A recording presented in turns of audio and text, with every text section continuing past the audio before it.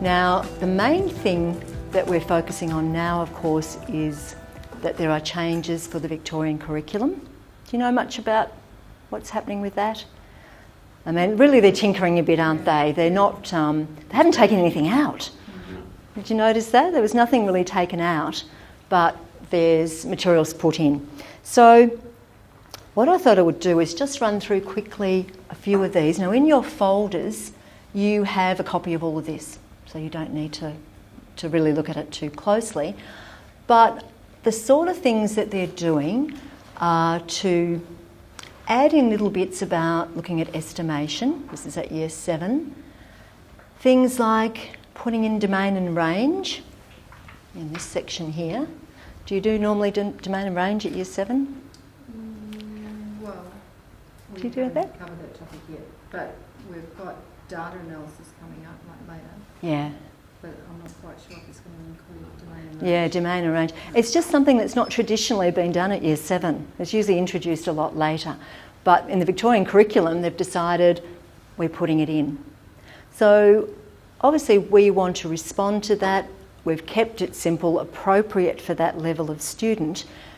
But in the sample that you've got a sample chapter there, you'll see that we've introduced domain and range. And in a straightforward, simple way that kids can really get into. No set notation. It's really just looking at what values along the horizontal axis, if they're looking at a graph that's appropriate to produce the graph, and those on the vertical axis. So things like that. The big thing that's changed, and the main thing that's changed, is they want to bring in algorithms and coding. So this is the new part that they've never had in before.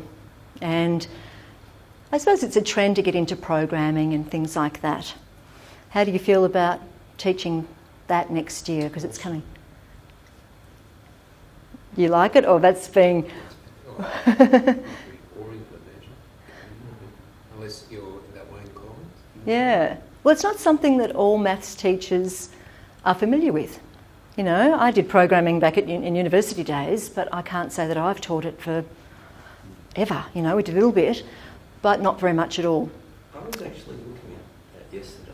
Yes. At something, and but the programming they say is arrays and something else that was mentioned when you do a search, which isn't maths. It's more computer science. It is, and yes. the link they've got is to some American company that does computer science. Yes. So I'm struggling to see the link that it's got in the new design compared to that. they want. Yeah, it is that whole linking thing. And I suppose the way we're going to approach it is to think, well, it doesn't logically match in with the content necessarily. So we've luckily found some great authors that are computer programmers in their past life, and they're now teachers. They're maths teachers. And they're really keen to get into this because it's stuff that they're very familiar with, but we're doing it as scaffolded, guided examples or investigations. So there's examples mixed in, but there'll be investigations for the students to work through that are really scaffolded and guided that apply to each of these elaborations. So that you can cover all of those. You don't need to necessarily teach it, but you can get kids into doing it and you're learning a bit more about it as it goes because the steps are there in terms of how you can work it. And it's not then trying to fit it into a textbook and think, well, how am I going to write questions for it? All that type of thing. So that's the way we're doing it with extra investigations. Now, you do have that in your folder, so I won't go through it all. All the bits in red are the new sections, so any of the content descriptions. And again, it's all that algorithms and testing procedures and things like that, and that's at every level. So mainly a lot of changes at level 8, hardly anything at year 9. It is only that algorithms and coding at year 9. Notice that they're now calling it level 9. They're not calling them years anymore. We're back to levels again because I think students operate at levels rather than at years. So they could be in year 7 but operate at level 6, things like that. And then year 10 has quite a few changes, you know, but some of them are clarifying what they're doing already, but then there's that algorithm stuff again. There's the thing, if you go back, Yeah. 2-dimensional arrays. I'm a Yeah. 9 to 12 school, so I was only looking at these. Yes, yeah, with the matrices coming in. Yeah, it's things that we would have done before, but we would have done something like that in year 11, particularly with matrices, but that's in your matrices topic, so it is gearing into that. But again, it's not something that's usually put at level 10. And obviously 10A has some as well. So you can see there's a few things there, but they're the main changes. Okay, that's the Victorian curriculum. Gone to levels, all this algorithm and coding. The new books that are coming out do have all of that associated with it, so it'll be covering totally the Victorian curriculum. So if you haven't taken on the Oswell's version, you know, the Victorian curriculum version is ready to go. We have books, and you may have seen them out the front there. What I'd like you to do, if you can have a look at the sample chapter that's in your folder, I'll just give you a quick run through. The whole purpose of this was to talk a little bit about the Victorian curriculum, to also give you a snapshot of what this series is about and our thinking with it. So when we started doing this, we really wanted to take advantage of the fact that Oxford is really interested in research, or the university of it is involved with that, and to apply best practice to what we're doing. So we have looked at structuring our chapters in such a way that encourages students to think. They think about what they're doing, and that's, they find, is the best way students learn is to build their own pathways in their brains about how they link new ideas to old. So what you'll find is in every chapter, there'll be a chapter opening, there'll be topic sections, chapter review, and a connect task. So we'll look at those. In the chapter opening, you saw that we normally have a list of topics. There's an essential question to get students thinking about what they're doing and to discuss. We also have a pre-test which gives you a snapshot of where students are at the moment. What you'll find that this is a quick way that you can see, okay, before they go into this particular topic, and you can see the referencing there, that if they have trouble, you know which section it relates to, and before they start it, they do the support sheet that goes with it. So instead of you just thinking, okay, they can't do this, so what do I do? Now I've got to actually find other work for them to do to get them up to speed. There's a support sheet that matches. So I'll show you what that is in a moment. There's also in the topic section, so I'm going to concentrate on mentioning topics a number of times. We've put this into between 7 and 10 topics, each topic 6 pages, and it follows this format. The first thing you see is start thinking. Now, this is a short task, and usually I say to teachers it's great if you could get kids to do it the night before. They read through on their own. It reminds them of perhaps things they've learnt in previous years, gets them thinking about it, introduces new terminology. Could be a short task where they're building on what they already know. And then you can talk about it in the class the following day. So that's their introductory ideas and the key ideas that follow. Now, we've done this on purpose. We've not put pages and pages of theory, because usually teachers ignore it and talk about things themselves anyway. It's obviously a lot of reading for students. A lot of students don't do that anyway as well. And so if they can get into a task where they're learning by going through it, instead of you just telling them things, they have the key ideas and then they're straight into doing the questions. Have a look at where the worked examples are. Anyone tell me what's different about them compared to perhaps other books? I know I've worked with other books, so I know that they're usually placed differently. Yeah, so the worked examples are within the exercise of questions exactly where you need them. So they don't flick back, they just look at the worked example, and the question that follows is always one that relates exactly. The wording's almost the same. So students don't have to look back, they can work through, easily progressing through it. You'll see that they're in that think right format. That's something that I've always been very keen on. So Anytime you had Heinemann mathematics, I think that's the first time I introduced it, and Pearson mathematics, and I was involved with that. And then Maths Quest, and now with the Oxford MyMaths. Because I think it's really good. It's good for kids to see what they write down compared to the explanatory things, not to mix it up. And I think a lot of textbooks are doing that these days now. Then there's 3 sections. So we're looking at proficiencies, understanding and fluency. Obviously that's your skill type questions at the start, then problem solving and reasoning, and then challenge. At the very end there's also a reflect question. This again is our whole philosophy of thinking, making students think about what they've just been doing and discussing it, demonstrating they understand things. Okay, as they go through, obviously there's going to be, as I said, anywhere between 7 and 10 topics that they work through. And at the end there's a chapter review, so you might get to that. If you get to exercise 4G, you'll see that's where we've introduced domain and range. And you'll be able to see that's been placed in and within questions. Again, very simple, interpreting graphs, looking at domain and range. So it flows in, it's not something very separate. So in the chapter review, they have a whole variety of things that they can do, like the summary and the multiple choice questions, short answer questions, and also NAPLAN style questions for practice, plus analysis. So there's 4 pages of review. People have asked me, why isn't there a really detailed summary? Why isn't there all the definitions and things there?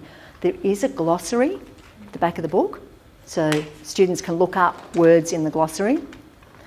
But in the chapter review summary, again, we're getting kids to take ownership of their own learning. That's the whole idea of MyMaths, that they take the keywords and they write definitions for themselves that mean something.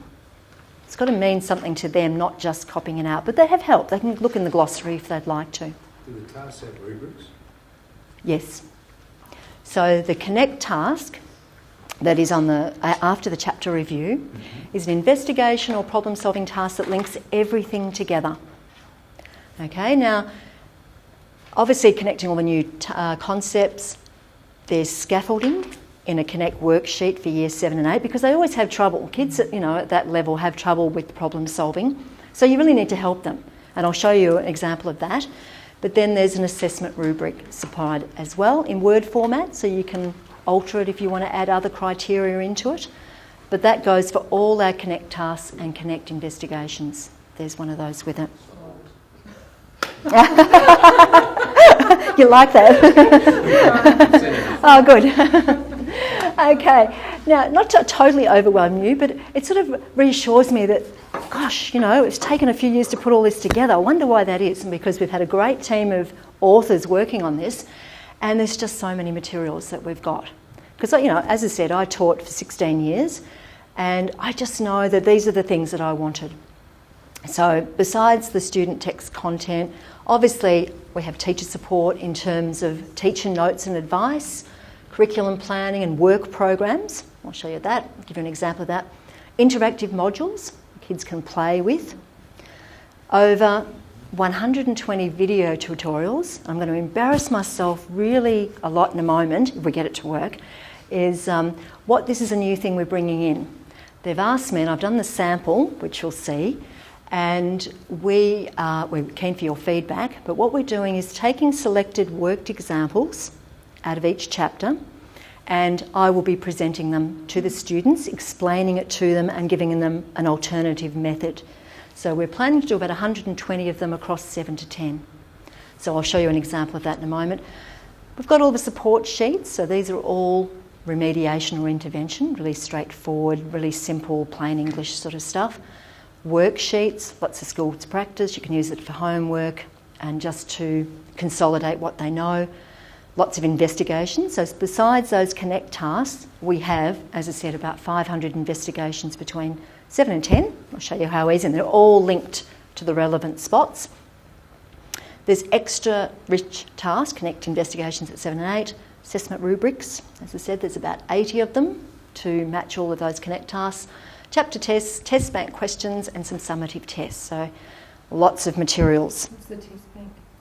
question. What that is, it's a combination of a whole lot of multiple choice questions, and I'll demonstrate that to you as well, where you can make up tests out of it. It's like the old flexi test. Yeah, sort of thing that you can actually select. Usually you can choose the chapters, the year level, the topics, whatever you want. Choose how many questions you want and it will come up, but you remove the ones you don't want. So I'll show you that a bit more too. Like an assessor on like a checklist. Yeah, it's where the kids can feed in and it marks it. It marks it for them, yes. Does it link to the strands in the Victorian Curriculum? Yes. It gives you a printout? It gives you what, sorry? Like a report. Yes. For each student? Yep, it gives you all the feedback on what they got right and wrong. Because out of the multiple... Each strand will say what progression point they're at? Not the progression point, sorry. No, they will tell you the actual content description that it matches and tell you whether they've got it correct or not. And if they made an error, then it gives them what was the most likely reason for the error. Because all the multiple choice questions, the 3 incorrect options are always common errors that students make. So you can give feedback that relates to that. Do the questions get harder when they get them correct? No, we haven't got that. We're actually looking into that. I've been working on another project where we're looking at adaptive testing. That's a different thing again. But at this stage, we've got a few different lots of testing, so I'll show you that. Just Yeah. in your last slide. Sure. Since I'm 9 and 10, Mm-hmm. in there, what's for the technology with calculators? Is there any reference to those? We mentioned that, in this question you can use digital technology. We don't prescribe what they should do because every school uses different calculators or they use, just spreadsheets, whatever. So we don't prescribe it because we're of the belief we didn't want to clutter up the whole book with lots and lots of steps and things like that. There are so many other resources now online that they can go and find out how to do step-by-step things. But we do refer when we think it's appropriate for them to use. Okay. So this is how we're doing it. It will change, the format will look a bit different for the Victorian curriculum, but this is what we have currently, which I can show you. And all the resources are there the same. So from each topic, as I said, I keep talking about topics, all the resources that match that topic are all on the one screen. So you can just click on it very easily. That's only one place that you find it. There's 2 places on the dashboard like this, or just in a separate extras folder for teachers where you just go down and you locate the thing you want. So there's 2 ways of always getting into things. Before I get into that, I'm going to try and show you this video tutorial to see if we can get that to work with it. Let's look at example 7A2 in Year 7. This is where we need to find the size of an unknown angle in a triangle. Now the one thing about a triangle that's really useful is that we know that the 3 angles in the triangle add up to 180 degrees. This is really useful when we've not been asked to measure the angle but to try and find the size. So we look at what information we have. So we have 2 angles given to us, 78 degrees and 34 degrees, and the total of that is found to be 112 degrees. If we know those 2, well then the 3rd angle must be one that you can add to it to give a total of 180. So 180 minus 112 degrees gives us our answer of A equals 68 degrees. There's another way of looking at that, using the same property, where all 3 angles, so A plus 78 degrees plus 34 degrees, gives us a total of 180 degrees. We know that from that property. So again, we can see clearly that, we don't know A, but we do know the total of these 2 angles will be 112 degrees. All of it must add up to 180 degrees. So what we're looking for is what should we add to 112 degrees to give us 180 degrees? And we know that that will be 68 degrees. So 68 degrees plus 112 degrees gives us 180 degrees. That all makes sense. So A will then be 68 degrees as we found at the start. I finished. Now, as I said, that was just our sample one, just to see, get feedback from teachers and things like that, to see if that was something they thought would be useful for students, so students would have access to all of those tutorials so they could work on it at home. Do you think your students would get something out of that? You really subtract 112 from both sides. It's year 7. It's year 7. So, yeah, they haven't even been introduced to solving equations yet. So it's actually looking at some way of giving them an alternative to do it. You're stirring me, I know. So... I used to find the Heinemann ones helpful. You know, the Heinemann tutorials. Oh, yes. Yeah, yep. But there was... and the visuals used to happen.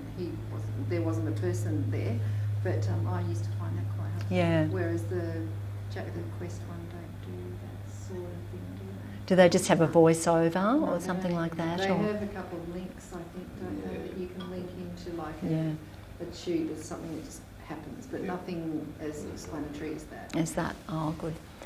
Okay, so I just wanted to show you the sample, that's the new part of it, but all of this is what we've already got. So we're not, I'm showing you what we've currently got, so all of these things would be available.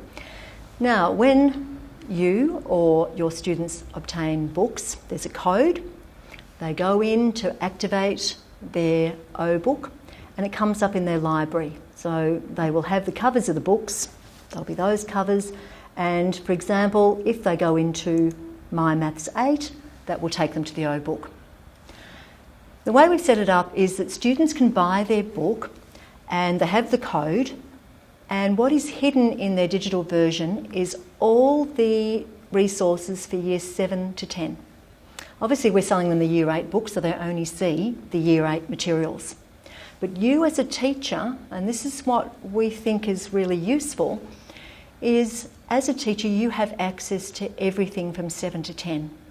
So if the students, they've obtained their books through the book list and your school has taken it on, then the teachers have free access to all the teacher materials.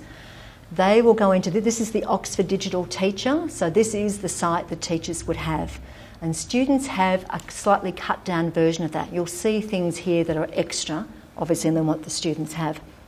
So we will go into our O book and we can select any particular chapter we may like to go to. So I'm going to just look at, say, measurement, and I could show the whole as I've done here, and I can move through each of my topics. Okay, but maybe I'd like to go straight up to, say, area of a circle. So here it is. I can look at my topic pages very easily and I can click through and see them. I can zoom into it, make it larger or smaller. I can go to my teacher notes, which I'll show you in a moment. They're the answers. I have access that links straight to what would link to this in year 7. So this is area of a circle. I could go to area of a triangle. That would probably be the closest if they're having trouble, that we'd like to them be able to use a formula. So you could go to that. And all the materials are there. If I go back to the year 8, what you can do, and now students have everything that's marked blue. They have a little blue tag here. So up the top there it says, the blue's visible to students and the red is hidden from students. So they don't have the teacher notes or the extra answers there, and they don't have this until you assign it to them. So what I might want to do is, I might think that, okay, I'd like all my students to do this worksheet for homework. So if I click it, I can assign it to them. So I review, I've assigned this particular worksheet, and now I can assign it so that it comes up in their to-do list. So even if they have access and they will see it, it's actually quite handy because it lets them see what they're doing with a due date. So I can assign it, doesn't have to be today's date, being the 8th, I could assign it, I might do it, I give it to them Friday. And I might like to have it due in let's see, let's give them a week to do it. I can put a title in. I can choose which class, and all your classes will be put in. Oxford does that free for you. You can put your class into groups, so you might differentiate them into different group, call them red group, extension group, whatever you like.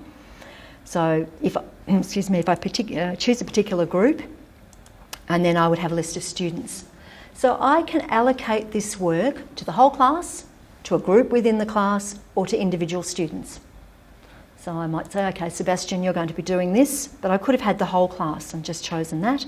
I can send an email notification. I can put a title so that I say this is homework for, chapter so-and-so. Put a message in, and so I select a title. I must select which book they're using. Well, I'm saying they're using the Year 8 book, and now I can assign it to them, and it will tell me it's been done successfully, and I can close that. So it's actually now sent it off into their digital O book, and it will come up in their to-do list. So you can assign any of these. I could select all of this whole topic with every resource and do the same thing. They fill it out electronically then? They can then, anything that they have, there'll be things that they can do in their books. If it's a worksheet, they can type it up separately. There are space there if they want to print it and write on it. So there's things in here that are either PDFs or Word files. A lot of the teacher materials are Word files so that you can edit them. If I was going to some of the resources here, as I said, students have access to this. I thought I'd just quickly show you the e-tutor. This is the interactive. So every topic in years 7 to 9 have one of these interactives that students can go and play with. So in this one, area of a circle, a little bit of a introductory bit of text. So that's not in year 10, you said 7. No, only up to year 9 we've got them, because at year 10 we found it a bit more difficult, and they struggle to fit in that because we tend to have longer investigations and other things that they're doing. So these are more for the basic skills that they're working on. So this one, mainly these are things that they can play with. So like I'd like to say, that's diameter, or radius, area, circumference. So we're a bit of a terminology reference there.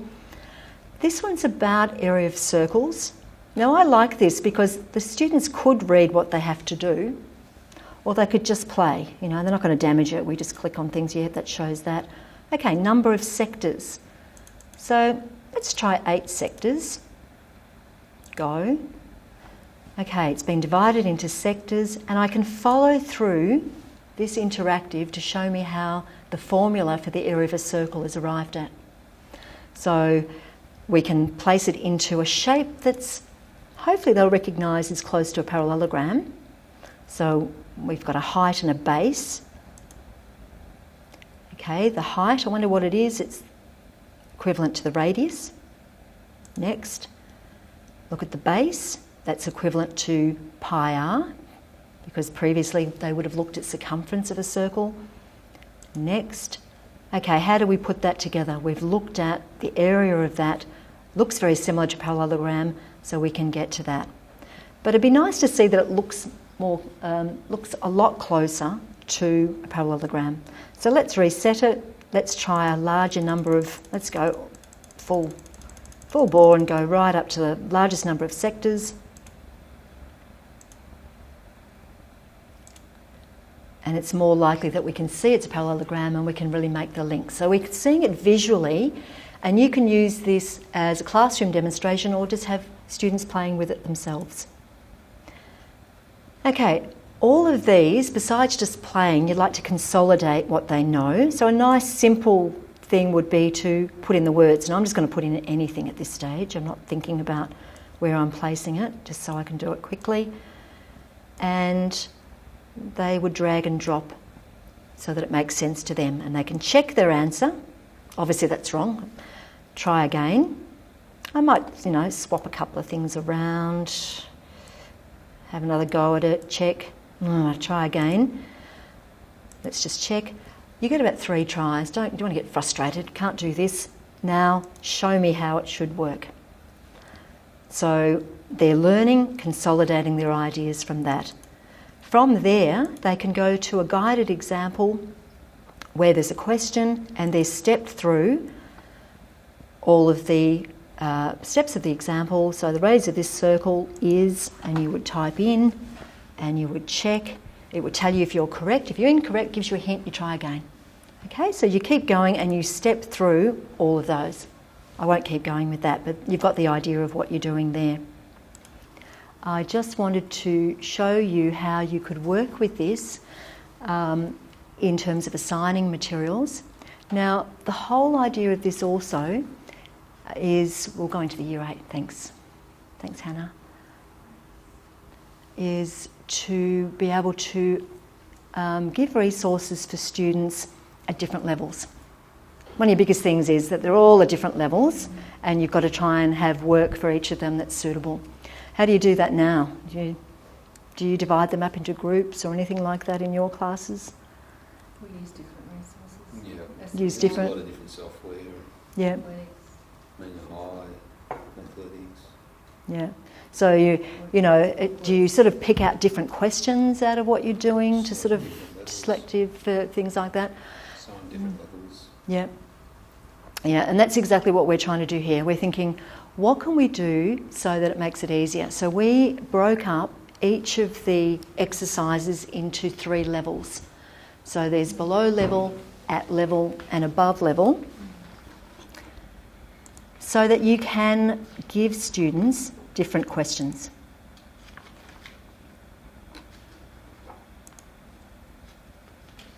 Just go back to that one again. So I didn't show you the teacher notes. This is where we show you all our differentiation. This gives you notes on what are you focusing on, the start thinking tasks, some ideas about what you're looking for and what to emphasise. Then we have the differentiated pathways. This is where we look at this particular topic and we've suggested questions that might be most suitable for those 3 levels. You'll find that we've combined all of that for the whole chapter in a Word file. So if you wanted to, you could delete a couple of the columns, have the one column that's appropriate for your group of, that particular group of students, and email them the questions you'd like them to do out of that chapter. So you can add to it or take away. It's a suggested list. So in this way, we can differentiate by having different levels within the one topic. And we've got, again, information about if they're having trouble with anything, support that they might be able to get, and then at each of the levels, extra advice. Potential difficulties for those that are really struggling, extra activities, and whatever resources are available. So those resources in the dashboard, we've given a bit of an explanation of what they're about so that you can look at it going, well, actually, I need these particular resources for it. This is the focus I'm trying to work on. This gives me a bit of an idea of what the whole resource is about, the investigations. In this particular topic, we've got 3 lots of investigations. So at 7 and 8, every topic has 2 or 3 investigations. So you can really extend kids and give them that breadth of knowledge rather than just necessarily pushing them to the next year level. However, if you did want to, so as I said, if you have all of that, if you did want to, this is where you can, as I said before, go up to year 9 or go down to year 7. And in fact, for next year, we're going to have it that if you're at year 7, there's resources at years 6 and 5. So that, again, you could cater for any level of your students. And as I said, what you're doing is with this, as a teacher, you have everything from 7 to 10 at your fingertips. You're in control. You assign what it is you want for individual students. So if they're a year 8 student, they get all this year 8 stuff automatically. But if you want to give them something from year 7 or something from year 9, you can easily do it, and it pops up in their digital O-book and they'll be able to work with that. Okay, we've looked at those and I haven't gone through them, and there's investigations, as I said. So what we can do is we can go back to where we looked at O-book. As I said, there was 2 ways of getting into it. There's the O-book, where you go into the chapters, you look up the topic, or you go into extras and All of the teacher resources are there that you can go into, your planning resources, like the curriculum grid work programs. So every chapter has a work program in Word. I find this really useful because at a school we had to obviously give all of our planning documents in. Obviously we can enable editing. And this gives me all of my, it'll be Victorian curriculum. At the moment it's Australian curriculum, content descriptions. And then for every section or every topic, it tells you what resources are available. So at a glance, I've got this whole chapter planned out because I know what I've got in terms of interactives, support sheets, worksheets, investigations, any Blackline Masters. So at a glance I can see it, and I could add in extra resources that I might be using at school anyway, and there's my document already done. And as I said, I have all the curriculum details at the start as well. Word format so that you can just alter it to whatever you want. Victorian curriculum detail. Yes. When? Oh, it'll all be ready. I'll be doing it in the next month or so. So it's just, everything, all of this will be updated for Victorian curriculum. And as I said, it tells you what assessment things are available as well, like the Connect task with the assessment rubric, the test bank, the 2 parallel chapter tests, and there's a summative test. We'll have to look at how that will work. Depends on how reporting might change for the Victorian curriculum. At the moment, that's working for arriving at a B, C, D or E for the Victorian reporting that we have currently, but we'll have to see what happens for next year, so we may need to adjust that. Okay, so there are all the work programs. There's teacher notes, answers, assessment rubrics. I thought you might be interested in looking at one of them. And open. And again, all the criteria are there, and you can add and subtract to it with... You happy about that? That's good. The word format, there's obviously space for self-assessment, peer assessment, teacher assessment, feedback, putting in a grade, a score out of 18 if the top is 3 marks for the 6 criteria. But you can obviously add and subtract to that. And that's for every Connect task and every Connect investigation. So as I said, there's about 80 across year 7 to 10. Okay, so got that handy. And again, anything else, the tests, there are, I won't go through all of these, but say for example a chapter test. These are 2 parallel tests. You'll see this with, you will have used this with MathsQuest. You'll see it's quite a similar format because I was involved with those. Multiple choice, so the tests are there with all the solutions.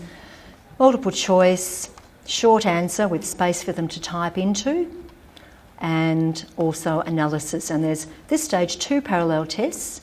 It's very similar. Type into, so yes. This is all done online then, is it? No, it's Word. Oh. Just in Word. Right. And then they could email it to you, or you could have it printed and they can, yes. So no, it's just in it because we'd like it to be editable as well. Yeah. So you can take out whole rows and put rows back in and put in your own questions very, very easily. Suggested marking scheme, which you can alter as well. I noticed you don't have the standards that they apply to... all the curriculum details. Not with that. I'll show you now this test bank because I think you'll be interested in looking at that. So I've gone through all of those, and as I said, that's not to say that you don't have access to all the student resources as well, all in the one spot. And you can go in. And if you wanted to, just to notice they have all of these little buttons, you can assign it from here as well. So if I click there, I can assign, and I can do all of that like I did before. So you can do it from either place very, very easily. Okay, let's go back. Look at the last bit of the test thing. That's all we're going to do. Go back to our library. In our library we have our assess. And this is where you can operate in 2 ways. You have the big test bank, which are 2,000 questions, across 7 to 10. And you can choose out of any of them at any level. Because again, it's so flexible that you can choose for Year 8 student, you could put in a few Year 7 questions and a few Year 9 questions if you wanted to. The way it's also done is that it's set up, this is more assessment for learning. So you'll get a mark for it, but it's really helping students to learn because they get feedback as they do it. When they do assessments, every topic has 9 questions. 3 easy, 3 medium, 3 hard. And they can do it as many times as they like, and they get feedback. And what it will tell you, you'll get in it what their last score was and how many times they tried it. At the end of the day, it doesn't matter. You want them to learn, and the fact that you can say, okay, they've persevered, they've tried it 5 times, and now they've got 100%. Fantastic. So this is all assessments that are reviewing, but it's helping them to learn. But all those questions form this huge test bank. So if we go to the test bank, we'll look at how we can create a set test. So let's just type a name into it. Let's go Nolan's test today, we'll call it. I called it something else yesterday. And continue. This is where I can choose whole book if I wanted to. I could, maximum of 100 questions across the whole book. I could choose a strand. I could choose a chapter. Or I could just choose a particular, I want to see how they're going for the first half of this chapter. So let me just select some topics. So that's just in Year 7, but I could also go through and do it for Year 8 as well. There's my Year 8. I could do the same thing, select anything out of that, all the way through to the end for Year 10. So I've selected some, whatever I want to do it with, strands, chapters, topics. Out of the ones I've chosen, I've got a total of 36 questions. Now, obviously, the more you choose, the more questions you've got to choose from. And you can set the number of questions you want. I'm going to keep it fairly small for our purposes here and just say I want 15 questions. And I'll view the test. So as I view it, you can see you can put some cover notes in. You can set how long you would like them to work on it or no time limit. This they will be doing totally online, so they could do it at home. You could set them a time frame to do it in. Again, it's to learn from the feedback they receive. There is information at the bottom here. This will be replaced with the Victorian Curriculum description rather than the Australian Curriculum. It tells you whether it's a medium, easy or hard question to guide you, and that this particular one's at Year 7. Obviously, if you've got a mixture of questions, it will tell you whether it's Year 8, Year 9, Year 10. There's a hint. You have a choice also whether you put hints in or not. So if you don't like that question, you can remove it. You might say, I don't want that, I'm going to make them all hard. It's a better student, they can do all the hard questions. So I would go through and I would just get rid of any that I don't want, have a look at them all, get to the end. Here's my options. Show hints. Okay, I'm going to show the hints. Auto mark it, yes, because they're all multiple choice in this case. Do I send the results immediately or on a set date? So you can actually delay when you send the results, and I can save the changes. So I've saved my changes, and now I'll look down. These are all my assigned tests, and there might be a whole lot from other people that have put in there. This is the Vic Rep one, so we've all been practicing and putting in our own tests. There's Nolan's test. Got it there. I'll click it. I can do things like print it out, and I can see solutions, and I can do all of those things. I can view and edit it again if I wanted to. I could delete it, or I can assign it, and this is what I'd like to do. I'm going to assign it, and as before, I can choose a later date to assign it if I want, when it's due, which class I want to put it to. I might whole class. I'm going to leave it just as that. I'd like to send an email notification, put a message in, assign. And then that again will come up in their to-do list that they do. Close that. So I've got all of those, and I've been managing, and I've looked at that and I've assigned it. So if I've assigned it, when I go back to my Nolan's test, you can see it's ticked now because I've assigned it. Okay, I'd like to now see some results. Right, so I go into my results, and obviously they won't have done this particular test because, they haven't received it, but I might go into which class I wanted to look at, and I can look at my assessments, or I can look at my test bank. Let's look at test bank. And let me try that again. I'll go into my class, and I can see the class progress of how many students have actually been working on these tests. So if I go into one of them, let's have a look at that. Let me look at the student results. This is my sample class. Here are my students. Here's the result they got. And then I can graph the results if I want to. I can export it into Excel or as a PDF, so I can keep all these results separately. And I can have a look at how they went. Let's look at Liam. So Liam, in this class, this is the test he did. It tells me again, you know, what type of question it was. And I can see whether they got it correct.